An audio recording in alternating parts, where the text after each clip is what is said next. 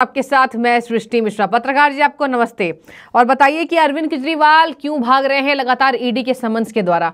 आज फिर से राघव चड्ढा ने कहा कि कोई मनी ट्रेल नहीं हुआ था और आरोप लगा रही है ईडी। आतिशी कह रही हैं कि पहली बार इतिहास में पहली बार इतनी बड़ी एजेंसी ने 2 साल तक जांच की लेकिन कुछ नहीं मिला। तो क्या लगता है अरविंद केजरीवाल विपश्यना के लिए चले गए हैं? क्या समन से बचने का एक नया तरीका? और अगर थर्ड टाइम आएंगे तो समन जारी होने पर अगर थर्ड टाइम नहीं गए तो गिरफ्तारी हो जाएगी। तो अब क्या आम आदमी पार्टी की घड़ी आ गई गिरफ्तारी वाली, वो भी खास तौर पर अरविंद केजरीवाल की? क्या कहेंगे पत्रकार जी? देखिए, हम आपको बता रहे हैं कि जानवरों में क्या होता है, गाय होती है, बड़ा ध्यान रखती है कि छोटा बच्चा है तो उसके ऊपर से निकलेगी नहीं।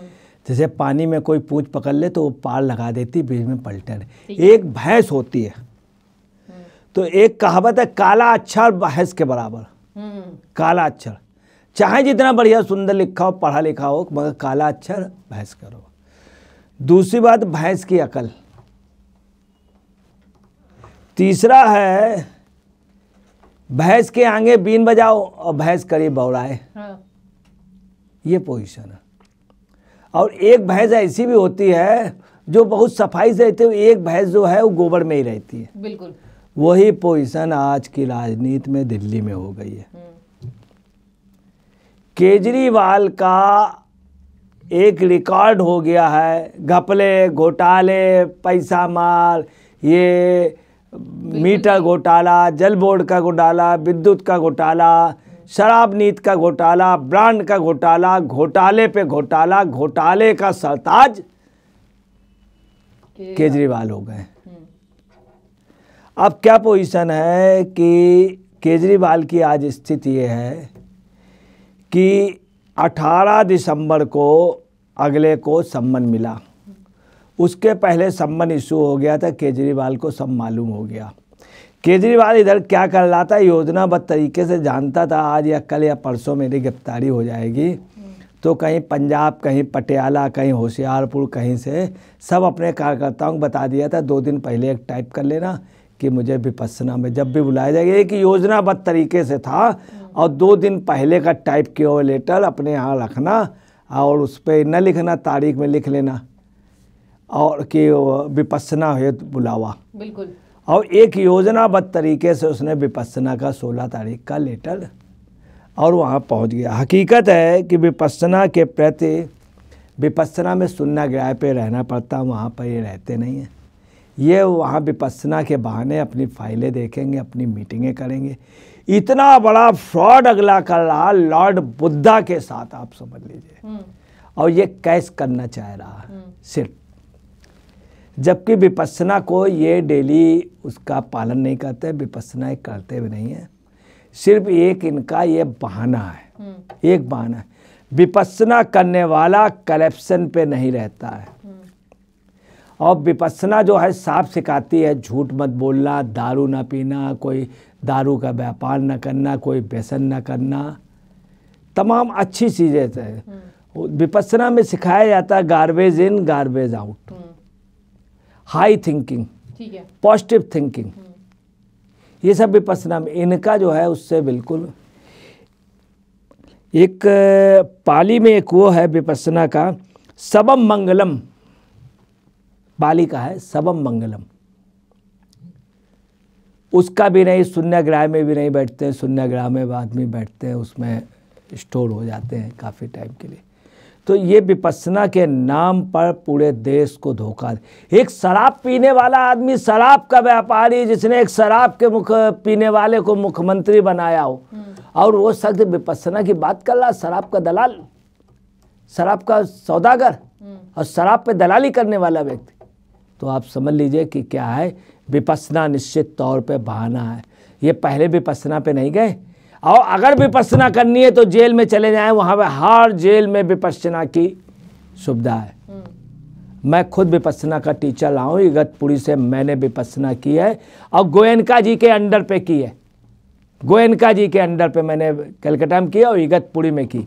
इगतपुरी में हले हर्जा लोगों को एंट्री नहीं मिलती है, और मैंने वहाँ पे टीचर क्यों की, मैं जाता हूँ और अगर इनको ज़रूरत हो तो मैं आ सकता हूँ, मगर मुझे डर है कि इनके साथ आधे घंटे रहना भी खतरे से कम खाली नहीं है।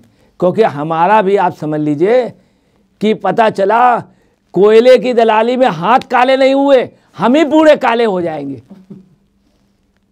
भाई मैं जेल जाऊं, ये पता नहीं कहाँ मालिश कराने में लगा दे, किसी लगा दे, बड़ी सुविधा मिलने लगी, खुद ही कहता है जेल में आजकल बहुत आराम है।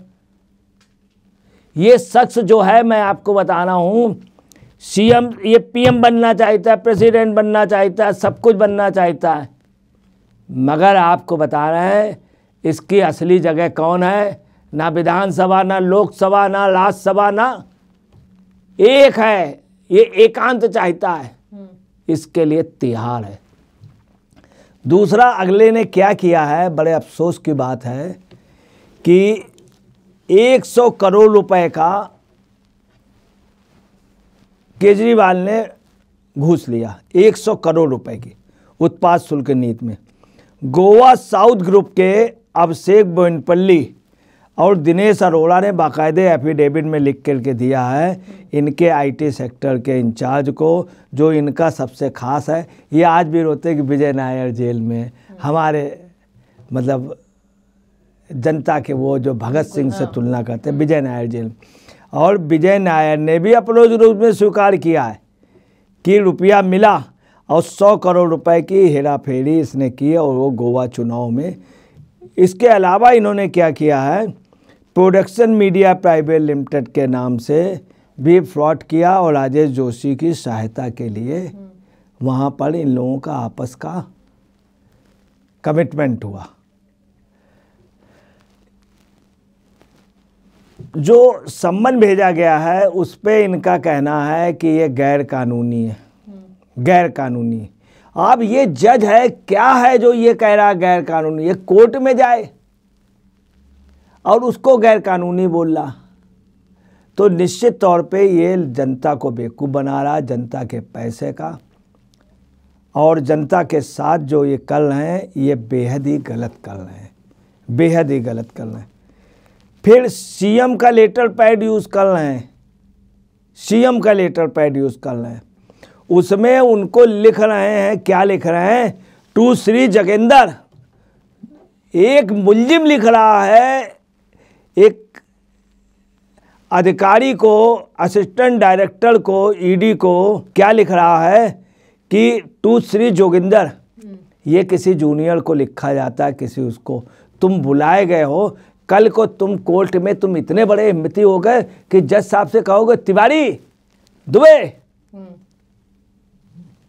मिस्टर मजुमदार, नहीं कह सकते हो आप, या तो मिस्टर या बड़े से आप जज का नाम नहीं ले। कल को तुम राज्यपाल है उनके पास जाओगे तो राज्यपाल का नाम लोगे? क्यों सतपाल, कैसे हो? नहीं ले सकते। ठीक है। ये शख्स एक्चुअली में आपको बता रहे हैं कि इनका दिमाग का वो हो गया है, और ये इतना ओवर कॉन्फिडेंस चल रहे हैं, हाँ। अपने को ईमानदार बन रहे हैं और कह रहे हैं कि हमारा जो कुछ है वो साफ है, ट्रांसपेरेंट है, और मेरे पास हाइट मतलब छिपाने के लिए कुछ नहीं है, छिपाने, और खुद छिप रहा है, छिपाने के लिए खुद नहीं है। जब ईडी ने बुलाया तो संगरौली चला गया, बोले मैं संगरौली जा रहा हूँ, दीपावली जा रहा हूँ, आपने मुझे किस हैसियत से, पहली बार कि मैं का आपने किस हैसियत से मुझे बुलाया, एक मुख्यमंत्री को बुलाया है या एक उसको बुलाया, मतलब अपना बार बार एहसास कर रहा है कि हम सर्वोपरि हैं। दूसरा क्या है कि इन्होंने ये तो कहा हाइट के लिए, दूसरा कहा कि पॉलिटिकली मोटिवेटेड है ये। भाई पॉलिटिकली आपने इतने बड़े फ्रॉड किए इसलिए आपको बुलाया गया, सीबीआई ने आपसे पूछताछ की, सब ने पूछताछ की, बाकायदे आपके खिलाफ सबूत मिल रहे हैं, तब भी आप अपने को ईमानदार बोलना। और क्या कह रहे हैं कि मैं अपने पूरे जीवन पे ईमानदारी से जिया हूँ। अगर ईमानदारी से जिए हैं तो क्यों नहीं चले जाते हो? दूध का दूध और पानी का पानी हो जाएगा, मगर नहीं, ठीक है, क्योंकि इनकी जो कमाई है इसी पे। ठीक है, तो देखिए पत्रकार जी, आज एक और बातें भी बीजेपी कह रही थी कि फेविकोल जैसा गहरा रिश्ता है और इन पार्टियों का शराब से, हर जगह शराब से ही पैसे लगाए जा रहे हैं और पार्टियों का प्रचार किया जा रहा है। तो देखिए देखने वाली बात होगी, अरविंद केजरीवाल बुरी तरीके से फंस चुके हैं। तीसरी बार कब ईडी समन जारी करेगी और कब पूछताछ के लिए अरविंद केजरीवाल आएंगे और क्या होता है पूछताछ में, ये हम आपको लगातार अपडेट करते रहेंगे। तो शुक्रिया आपका, आपकी जो भी राय हो जरूर रखें। शुक्रिया।